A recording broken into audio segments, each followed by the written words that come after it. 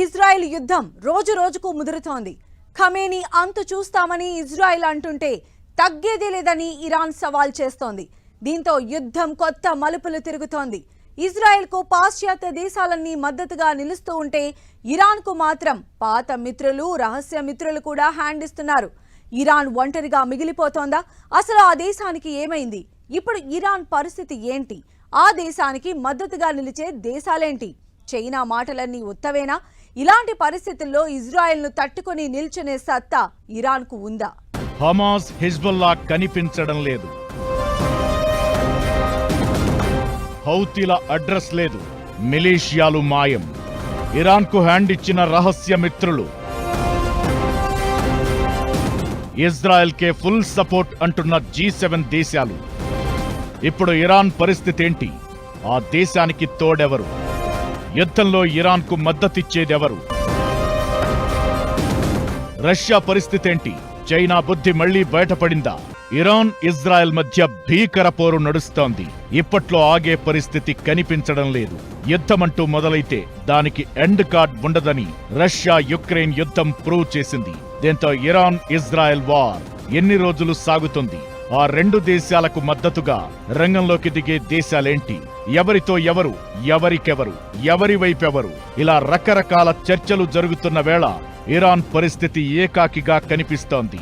దశాబ్దాలుగా middle east లో America, Israel ను ఢీకొట్టేందుకు, ప్రత్యక్ష యుద్ధాన్ని అడ్డుకునేందుకు తయారు చేసిన యాక్సిస్ ఆఫ్ రెసిస్టెన్స్ ఇప్పుడు పత్తా లేకుండా పోయింది. వారం రోజులు దాటినా ఆ మిత్రపక్షాల జాడ కనిపించడం లేదు. రష్యా మినహాయిస్తే ఏ దేశం కూడా ఇరాన్ తరపున నిల్చోవడం కాదు కదా, కనీసం మాట్లాడడానికి కూడా రెడీగా ఉన్నట్లు కనిపించడం లేదు. దీంతో రాబోయే రోజుల్లో యుద్ధం ముదిరితే ఇరాన్ పరిస్థితి ఏంటన్నది ఆసక్తి రేపుతోంది. యుద్ధ పరిస్థితుల్లో G7 దేశాలైన Canada, France, Germany, Italy, Japan, UK, United States లాంటి దేశాలు ఇజ్రాయెల్కు మద్దతు ప్రకటించాయి. ఇరాన్ దాడులను విరమించుకోవాలని ప్రకటించాయి. ఇక మిడిల్ ఈస్ట్ లో దశాబ్దాలుగా తన శక్తిని విస్తరించుకుని అమెరికా, ఇజ్రాయెల్ ప్రభావాన్ని, అలాగే ప్రత్యక్ష యుద్ధాలను నివారించేందుకు ఇరాన్ తన అనుబంధ సమూహాలతో యాక్సిస్ ఆఫ్ రెసిస్టెన్స్ అనే మిత్ర బలగాన్ని ఏర్పాటు చేసుకుంది. అయితే యుద్ధం భీకరంగా సాగుతున్న వేళలోనూ వాళ్లంతా మౌనంగా ఉండడం ఇరాన్ను ఒంటరి చేసినట్లవుతోంది.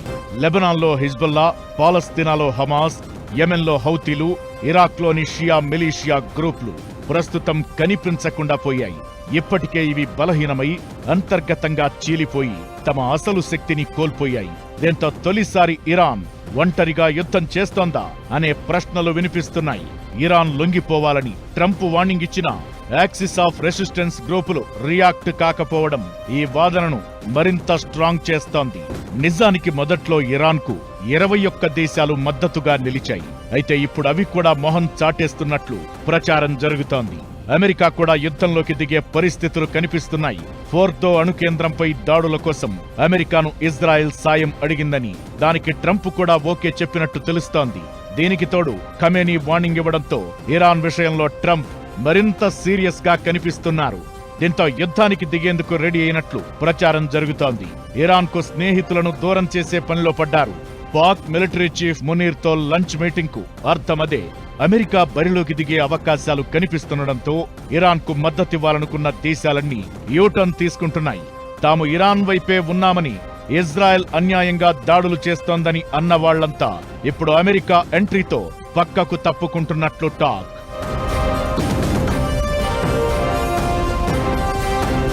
ఇరాన్కు చైనా, రష్యా, ఉత్తర కొరియా మద్దతు ఉంది. అయితే అది కూడా హద్దుల్లోపే. కండిషన్స్ అప్లై అన్నట్లుగా 3 దేశాల తీరు కనిపిస్తోంది. నిజానికి చైనా, రష్యాతో ఇరాన్కు బలమైన సంబంధాలున్నాయి. అమెరికా ఆంక్షలు కూడా లెక్క చేయకుండా ఇరాన్ నుంచి చైనా ఏటా భారీగా ముడి చమురు కొనుగోలు చేస్తోంది. దీనికి ప్రతిగా చాలా రకాల ఉత్పత్తులను ఇరాన్కు అందిస్తోంది. ఇరాన్కు అతిపెద్ద వాణిజ్య భాగస్వామిగా చైనా ఉంది. అయితే ఇజ్రాయెల్తో ఇరాన్ చేస్తున్న యుద్ధంలోకి తలదూర్చాలనే ఆసక్తి చైనాకు కనిపించడం లేదు. మధ్యవర్తిత్వం వహించడానికి చైనా ఆసక్తి చూపుతోందే తప్ప ఇరాన్కు సాయం చేసే సాహసాన్ని చేయడం లేదు. దీంతో చైనా వ్యాపార వైఖరి మరోసారి బయటపడింది. మిత్రదేశం కంటే వ్యాపారానికే ప్రాధాన్యత ఇస్తానని డ్రాగన్ చెప్పకనే చెప్పింది.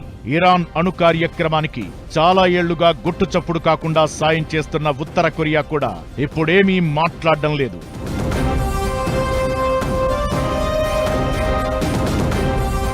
యుక్రెయిన్తో యుద్ధంలో రష్యాకు ఇరాన్ భారీగా మిస్సైల్స్, డ్రోన్లు అందించింది. కష్టకాలంలో రష్యాకు తోడుగా ఉండగా ఇప్పుడు కనీసం అదే రేంజ్లో ఇరాన్కు రష్యా సాయం చేసే పరిస్థితి కనిపించడం లేదు.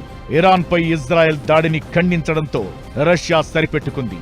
ఈ యుద్ధంలోకి అమెరికా ఎంటర్ అయ్యే అవకాశముందనుకుంటున్న రష్యా వివాదాస్పద వ్యాఖ్యలకు దూరంగా ఉంటోంది.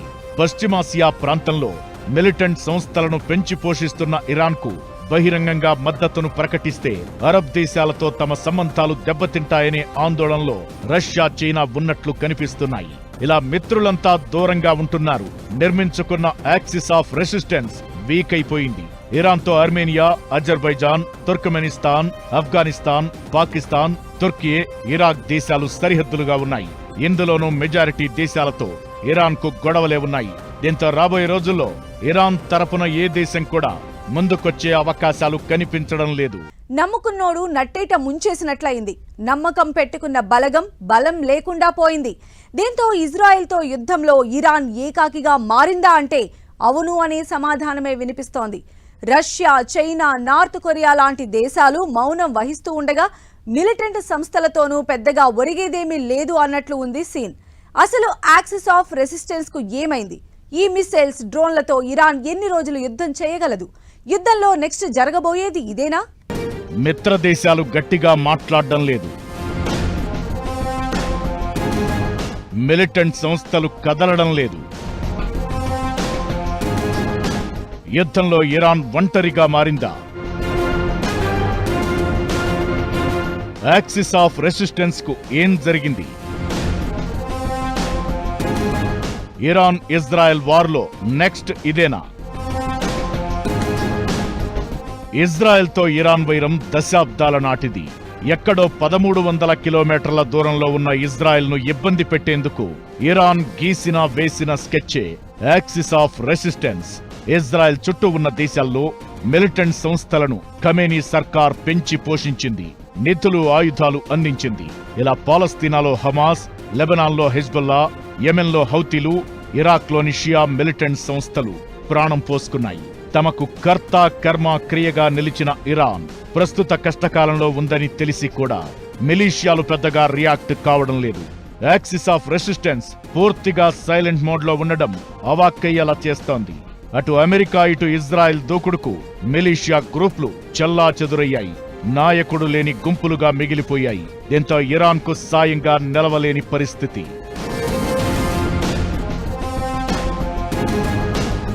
ఇజ్రాయెల్ సేనలతో తలపడిన ట్రాక్ రికార్డ్ హెజ్బుల్లాకు ఉంది. లెబనాన్లో రాజకీయ పార్టీగాను ఈ సంస్థ వ్యవహరిస్తోంది.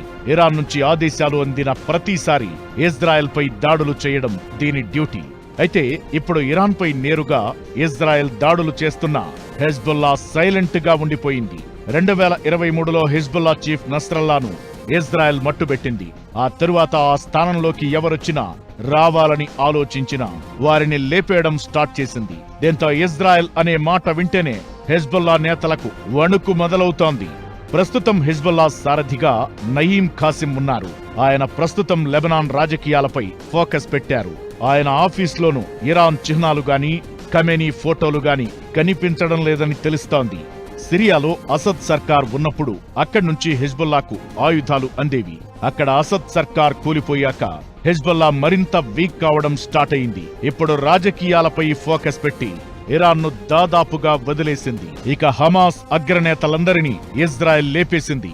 ఇరాన్ పర్యటనలో ఉండగా ఇస్మాయిల్ హనియను, గాజాలో సిన్వర్ను మట్టుబెట్టింది. పాలస్తీనాలో హమాస్ సొరంగాలు, రాకెట్ ఫ్యాక్టరీలు, రాకెట్ లాంచింగ్ ప్యాడ్లు, కమాండ్ సెంటర్లను ఇజ్రాయెల్ ధ్వంసం చేసింది. హమాస్ లో అగ్రనేతగా ఖాలిద్ మషాల్ ఉన్నారు.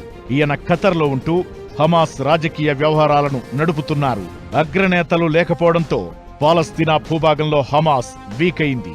ఇజ్రాయెల్ భయానికి దానిలోకి చేరికలు తగ్గిపోయాయి. దీంతో ఇజ్రాయెల్ ను కవ్వించే సాహసాన్ని హమాస్ చేయడం లేదు.